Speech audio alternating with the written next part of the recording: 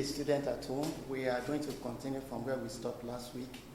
Last week, we looked at the end of the Vietnam War. Today, we are starting with the Soviet Union control. It shows that we'll go back to the end of the Second World War. We have 3 lesson objectives here. The first one, I want to explain the meaning of Comiform and Comicom. The second one, we'll be looking at how the Soviet Union took control over Eastern Europe.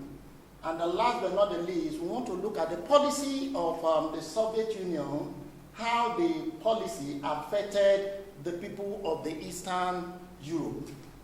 So let's quickly look at the meaning of Comiform. It stands for the Communist Information Bureau. That is the political aspect of Stalin policy to control Eastern Europe. It was an organization to coordinate the government in Eastern Europe. The government was being coordinated from Moscow, giving them orders in the way of governing the people in the Eastern Europe. Comiform sent instructions about what the Soviet Union wanted. That is the meaning of Comiform. Let's go to Comicom. Comicom is the economic aspect of Stalin administration. Comicom stands for the Council for Mutual Economic Assistance. It was set up to coordinate the industries and trade of the Eastern Europe. In other words, it was a policy sent to them to trade with the USSR.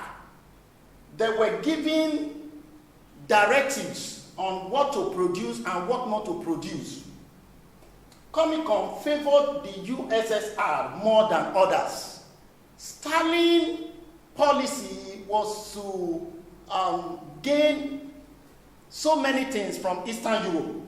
So he used Comicom to achieve his policy.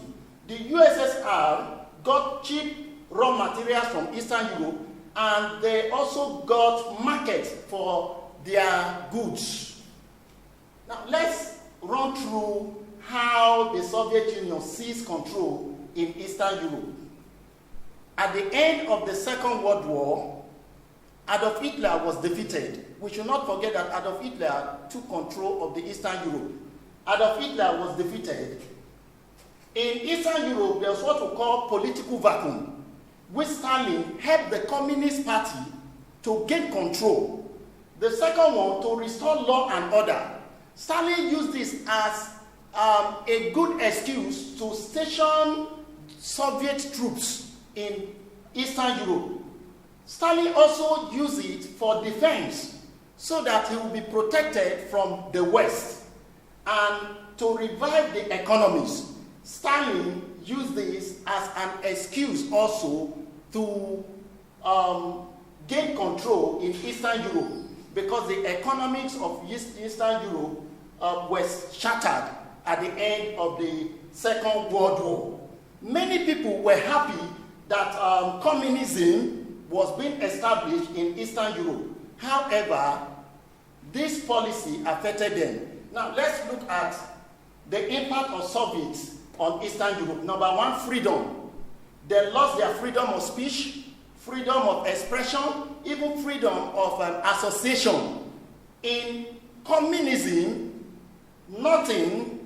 they will not allow the people to express their mind. Wealth. The Eastern Europe was not that wealthy at the end of the Second World War. The West was far, far better than the Eastern Europe. Consumer goods were on the high, and also prohibition of protest, because Soviet Union or the Soviet troops stationed their weapons in Eastern Europe. Anyone that will want to protest will be crushed down. This is the end of this topic. We are going to continue from our Google class to discuss further on this topic. Thank you very much.